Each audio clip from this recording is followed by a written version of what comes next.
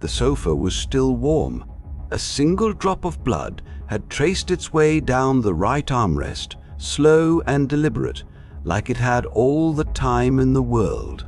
Outside, Berlin burned. Inside the Fiora bunker, the man who had set the world on fire lay slumped where he'd fallen, his secrets already beginning to slip away into the smoke. But one question refused to die with him. What exactly did they find when they finally tore that bunker apart? In the choking dust of a dying city, Soviet soldiers kicked open the door to Adolf Hitler's private sitting room on May 2nd, 1945. The war was over for Germany. For the victors, the real hunt had just begun. They found the sofa first. Dark stains on the fabric, still tacky in places. One armrest carried a telltale trickle that had run all the way to the wooden frame. Witnesses later swore the blood belonged to the man who had ruled Europe with a trembling hand. Others weren't so sure.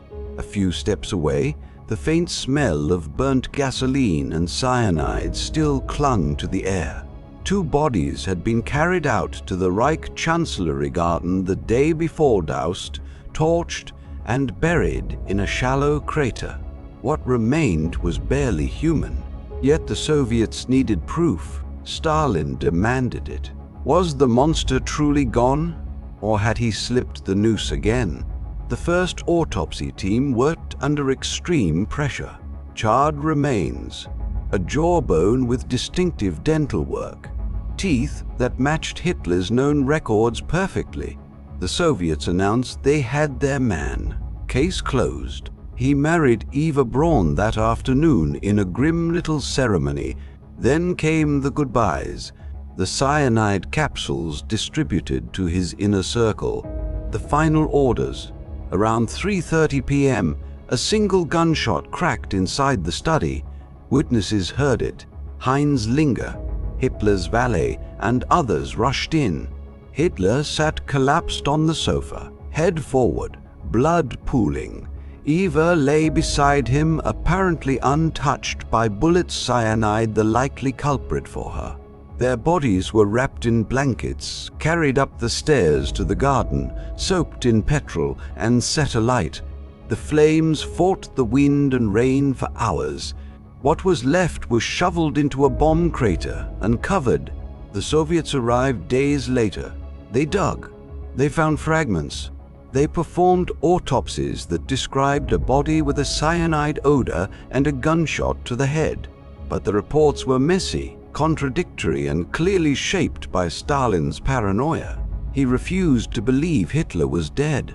He suspected the West was hiding him, so the investigation dragged on. Multiple teams, shifting conclusions. The skull fragment with the bullet hole became the star exhibit until 2009, when DNA testing in Moscow showed it belonged to a woman under 40.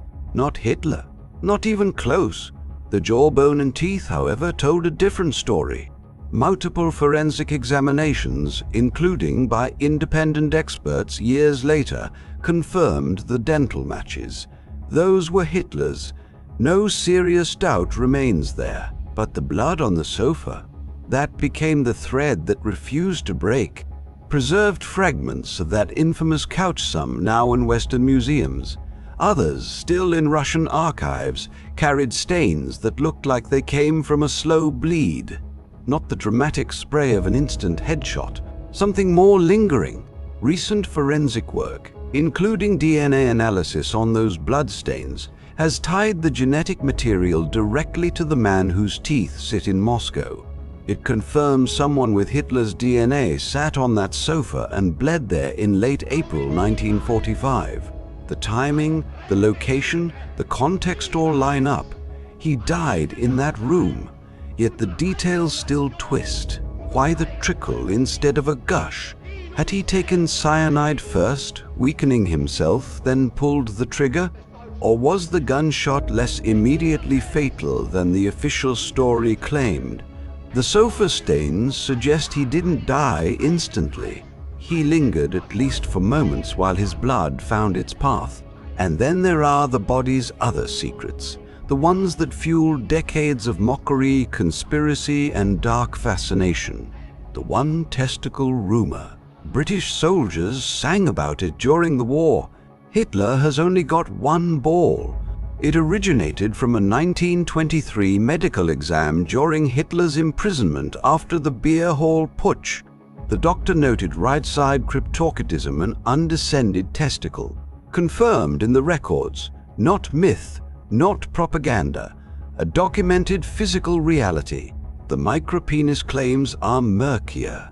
Recent DNA analysis from the bloodstains has pointed toward a possible genetic condition like Kallmann syndrome, which can affect puberty and genital development.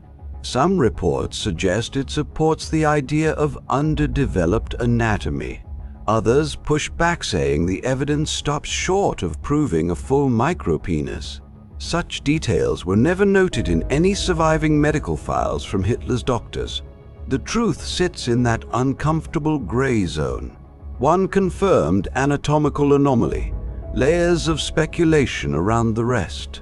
Man whose physical vulnerabilities became weapons of psychological warfare long before the bunker. Why do these stories endure? Because they humanize the monster in the most humiliating way possible. They turn the architect of unimaginable horror into something smaller, frailer, ridiculous. We crave that. It makes the evil feel containable. But the DNA doesn't let us off that easily. The blood on the sofa doesn't belong to a cartoon. It belongs to the same man whose orders sent millions to their deaths. The same trembling hand that signed the papers. The same mind that, even at the end, obsessed over betrayals and grand illusions. Forensic science has closed some doors. The dental records are ironclad. The blood DNA locks the timeline in place.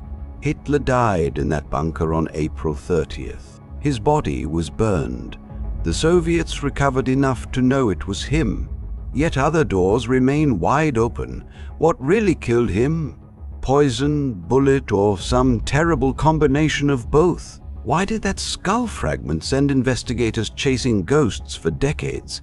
How deeply did Soviet secrecy twist the official story? And what hidden genetic clues still linger in that blood, waiting to reshape everything we thought we understood about the man? The bunker itself is long gone, paved over and buried beneath modern Berlin. The artifacts sit quietly in archives and museums now, silent under glass. But the mystery refuses to die. Every new test, every fresh examination peels back another layer. And each time the figure at the center emerges both more ordinary and more disturbingly human. A failing body, a collapsing empire, blood drying slowly on fabric while the world above fell apart. He believed fire and cyanide would seal his legend forever. Instead, science kept dragging him back into the light, not as a god, not as a myth, but as something far more unsettling. A fragile, broken man whose final moments still refuse to surrender every secret. The sofa sits silent now. The stains have darkened with age. But lean in close enough, and you'll find they still have one final story left to tell. And somehow, none of us can look away. Some secrets die with the men who keep them. Others survive in the stains they leave behind.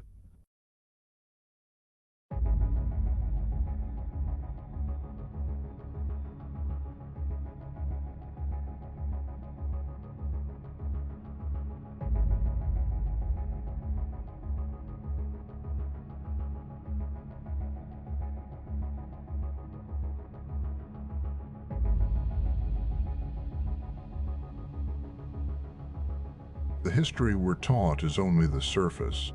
What lies beneath is much darker. We're just opening the archives. Subscribe to Magnify History and join us as we bring the past to light.